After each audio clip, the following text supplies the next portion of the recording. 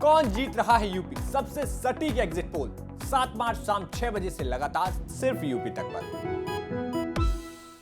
अब यूपी का रण पहुंच चुका है मोदी के गढ़ काशी में, जहां विकास के साथ सांस्कृतिक विकास का नारा बुलंद किया जा रहा है। काशी कॉरिडोर से लेकर यहां के विकास को बीजेपी बड़ा मुद्दा बना रही है, तो विपक्ष इन मुद्दों पर सवाल करते हुए पूछ रहा है कि क्या काशी बन गया है क्योटो? तो ऐसे में सबकी निगाहें वाराणसी की दक्षिणी सीट पर जम गई है, जो अब बन गई है यहां की सबसे हॉट सीट। इस सीट की चर्चा यहां खूब हो रही है, लेकिन क्यों, वो हम आपको बताएंगे। नमस्कार, मेरा नाम है मोहित और आप देख रहे हैं यूपी तक। वाराणसी दक्षिणी विधानसभा, यहां से योगी सरकार में धर्मार्थ मंत्री डॉक्टर नीलकंठ तिवारी बीजेपी से एक बार फिर से मैदान में हैं, जिनके खिलाफ एंटी इनकम्पेंसी को बड़ा मुद्दा विपक्ष बना रहा है। यहां से समाजवादी पार्टी ने महामृत्युंजय मंदिर के महंत परिवार कामेश्वर दीक्षित को उतारा है और संदेश दिया है कि सपा भी ब्राह्मणों के साथ है, जबकि बहुजन समाज पार्टी ने दिनेश कसौधन को, तो कांग्रेस ने मुदिता कपूर को अपना उम्मीदवार बनाया है। तो इस बार सत्ता पक्ष के लिए बताने दिखाने के लिए बहुत कुछ है, लेकिन विपक्ष की किलेबंदी भी इस बार कमजोर नहीं नजर आती।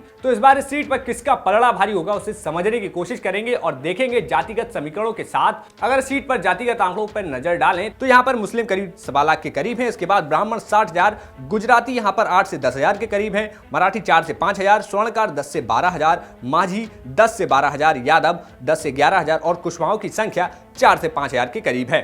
तो आंकड़े तो आखिर आंकड़े ही होते हैं, लेकिन इस बार ये जातीय समीकरण किस ओर जा रहे हैं, इस पर हमारे सहयोगी रोशन जायसवाल ने यहाँ के स्थानीय पत्रकार विनोद शर्मा से बात की।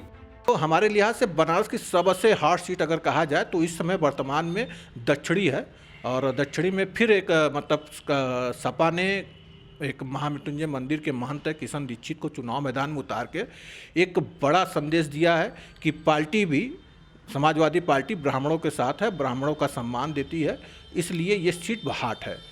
दूसरी अगर सीट बात करें यहाँ पर बनारस में, तो एक सीट तो यहाँ पर कौन ज़्यादा मजबूत दिख रहा है? देखिए, मजबूती की बात करें तो अभी वर्तमान स्थिति में भारतीय जनता पार्टी के डॉक्टर नीलकंठ तिवारी मजबूत स्थिति में है, और वो इसलिए मजबूत स्थिति में है कि जो साइलेंट वोटर है भाजपा का, जो कह सकते हैं पक्का माहौल है, जो गलियों का शहर ये बनारस है, जो पक्का माहौल है, उसमें जो वैश्य जाति के जो कहले गुजराती समाज है, तमाम लोग हैं, मतलब सभी जाति वर्ग के हैं, वो भाजपा के वोटर हैं, वो बदलने वाले नहीं हैं।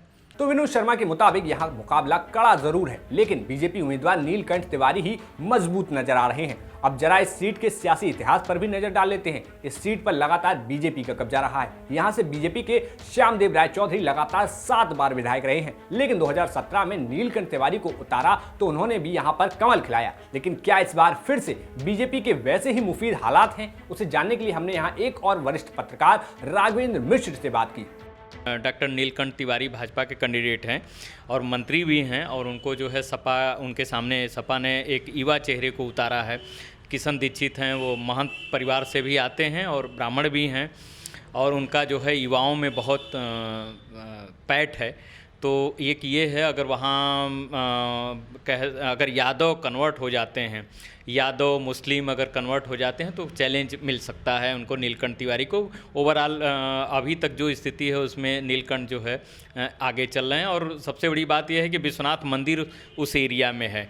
भाजपा सरकार ने विश्वनाथ कॉरिडोर बना करके उसको जो है विकास का एक चेहरा लोगों के सामने प्रस्तुत किया है, और बहुत लंबे समय से वो चल रहा था कि वो मंदिर, विश्वनाथ मंदिर विवादित है, और वहाँ दर्शन करना, और देश भर से, दुनिया भर से लोग आते हैं, तो उनको बहुत तकलीफ़ें होती थी और बहुत दिक्कत। लेकिन एक उसका साइड इफ़ेक्ट ये भी है कि वहाँ जिनको तोड़ा गया है वो लोग नाराज़ हैं। तो लेकिन वो कितना पक्ष में रहते हैं, विपक्ष में रहते हैं, क्या करते हैं, वो देखने की बात होगी।